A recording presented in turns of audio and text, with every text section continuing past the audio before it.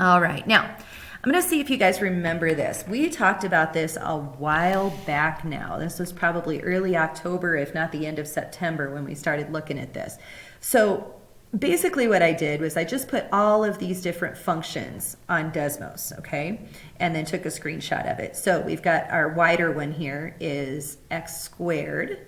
And then the blue one, as it comes in toward the y-axis just a little bit on either side, that is my x to the 4th.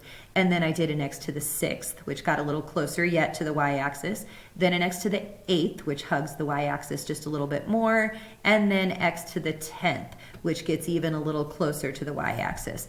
What I want you to notice is that when my n value, my exponent, is even, my ends are doing the same thing. We addressed end behavior when we did that graph or that chart with you guys a while back, but we want to bring this back because this is going to be important for where we're going.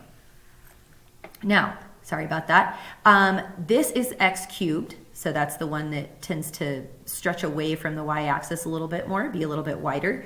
X to the 5th gets a little bit closer, then x to the 7th, x to the 9th, and x to the 11th. So same type of thing. As my exponent gets bigger, though that end behavior starts to come a little bit closer to my y-axis. It starts to hug into that y-axis just a little bit more. So, but what I want you to see is that when my exponent is odd, what the end behavior does. So the end behavior is going to be going in opposite directions when the degree of your polynomial is odd. It is going to be going in the same direction when the degree of your polynomial is even. Okay, so that's a really important thing here that I need you guys to pick up. And then we are going to work out this little chart and fill this in. If at any time you need to pause the video so you can write some stuff down on your paper and get caught up with me, that is perfectly fine. So now what I want you guys to notice is in this big long definition of a polynomial that I put up here, okay? I put this oval, this circular type of thing here around f of x equals a sub n x to the n power. The idea is this is my leading term, okay? So the very first term is my leading term. And basically, you're going to get a ton of information about how your graph behaves just by looking at your leading term, okay? So a couple of really important pieces that we're going to have to take a look at here. First one is going to be whether or not your exponent is even or whether it is odd. So if it is even, we also are going to have to look at this piece, sorry. We're going to have to look at your leading coefficient. So it's a combination of these two is going to give you all this information about your graph.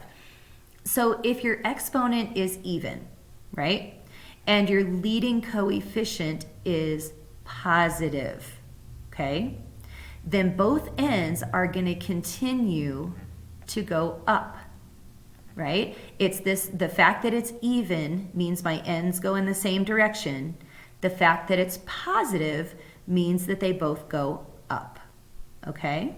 So the graph basically is going to be decreasing as you go from left to right, and then increase again as you continue going from left to right, okay, as you finish that journey.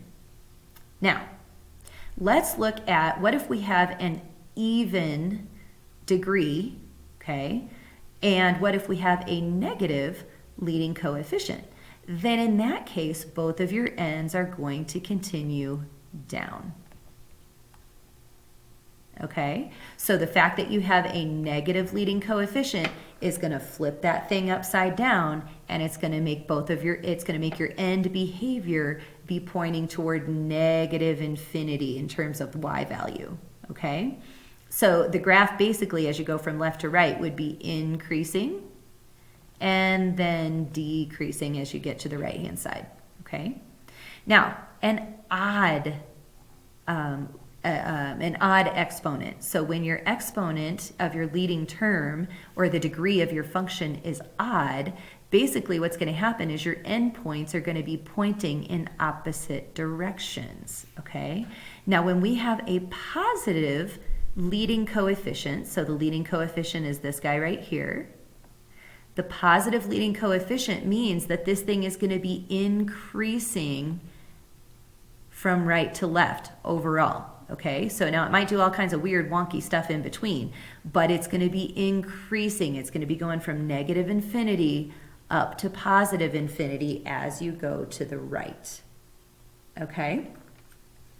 So now if my leading coefficient is negative, that is going to have the opposite impact. So still, remember, we're talking about an odd degree, so our exponent, our leading exponent is odd, and it is a negative leading coefficient. So in this case, it is going to flip this thing upside down again.